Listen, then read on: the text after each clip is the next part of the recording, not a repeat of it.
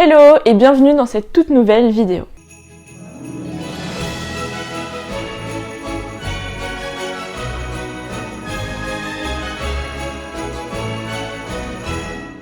Aujourd'hui nous sommes le 14 décembre et comme tous les jours de ce mois de décembre, nous allons ouvrir la nouvelle case du calendrier de l'Avent du savoir. Et aujourd'hui nous allons parler de Nostradamus.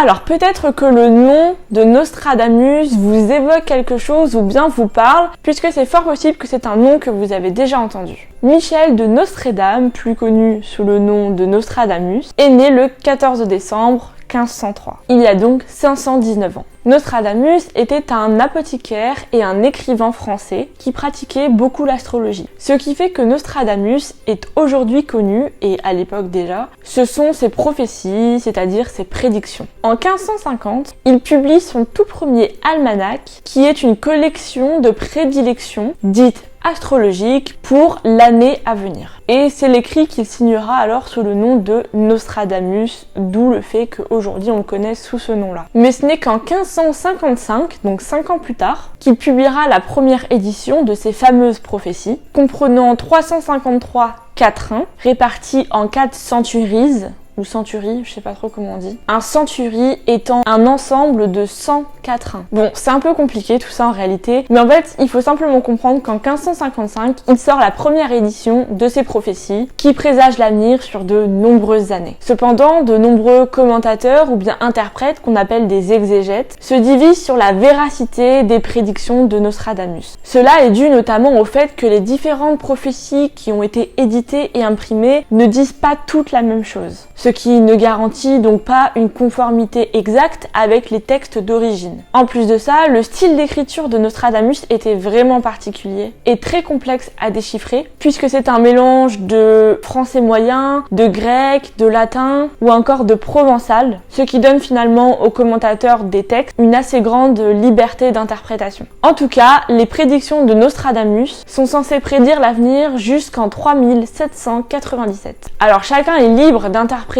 les prédictions de Nostradamus comme il l'entend, puisque ça reste parfois très trouble et très vaste. Je vais donc vous citer quelques prophéties qui sont très connues, puisque pour certains, elles se seraient véritablement réalisées. Les adeptes de Nostradamus pensent que le quatrain 81 des Century 3 annoncerait la victoire de Donald Trump aux élections présidentielles américaines en 2016. Une partie du quatrain dit donc « Le grand brailleur audacieux et sans vergogne sera élu gouverneur de l'armée ». Comme je le disais auparavant, c'est vraiment libre à vous d'y voir là une interprétation sur l'élection de Trump ou pas. Une autre prédilection de Nostradamus qui est très connue est celle de la montée d'Hitler au pouvoir, qui dit « Du fond de l'ouest de l'Europe, un jeune enfant sera né de pauvres gens. Celui qui par sa langue séduira une grande troupe, sa gloire augmentera vers le royaume de l'Orient. » Maintenant passons à la partie la plus intéressante de la vidéo. Je vais vous annoncer les prédilections de Nostradamus pour l'année 2023 et les interprétations qui ont été faites de ces dernières.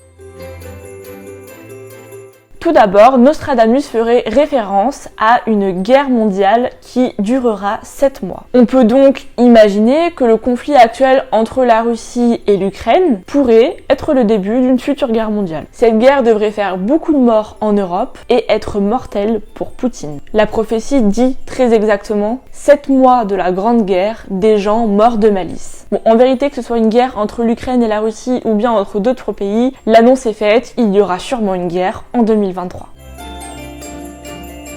Ensuite, il serait question d'un nouvel ordre mondial, ce qui est écrit précisément dans les prophéties, avec notamment l'arrivée potentielle au pouvoir de 2 nouvelles personnes, un homme et une femme, ce qui devrait être quelque chose de plutôt positif, mais de très courte durée. D'autres voient plutôt cette prophétie de nouvel ordre mondial comme l'apocalypse, c'est-à-dire la prédiction de la fin des temps. Ensuite, Nostradamus prédirait également la mort du pape François, qui devrait être remplacé par un nouveau et jeune pape, ce qui provoquerait un certain scandale dans l'Église catholique.